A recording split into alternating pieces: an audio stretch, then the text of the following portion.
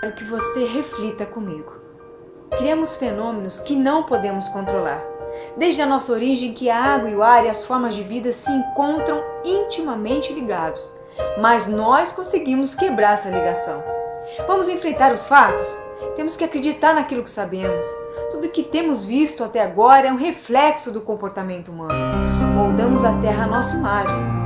Quanto tempo ainda temos e quanto tempo ainda temos para reverter os estragos? Temos que assumir hoje, agora, um compromisso como ser humano. Assumir o que nós fizemos mal ao planeta. 5.000 pessoas morrem todos os dias por causa da poluição da água potável e 1 bilhão delas sequer têm acesso à água. 1 bilhão de pessoas pelo mundo estão em extremo estado de miséria.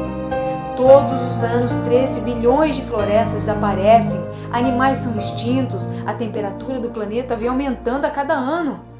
Será que é tarde demais para sermos pessimistas? Temos que lutar para fazer harmonia entre a natureza e o ser humano. Vamos ser mais responsáveis em tudo aquilo que a gente consome e que a gente descarta? Eu ficaria, gente, aqui falando milhares de possibilidades para fazer diferente. Gente. Exemplos de sucesso. Tudo o que temos que fazer é ter uma nova consciência. Está na hora da gente se unir. O importante não é aquilo que passou. O importante é fazer agora. Ainda temos metade das florestas, milhares de rios, lagos e milhares de espécies para prosperar.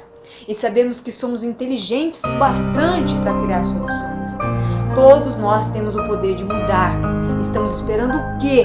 Vamos fazer a nossa parte, faça a sua, seja um exemplo, se una a nós, se una ao projeto. O importante é reciclar. Obrigada.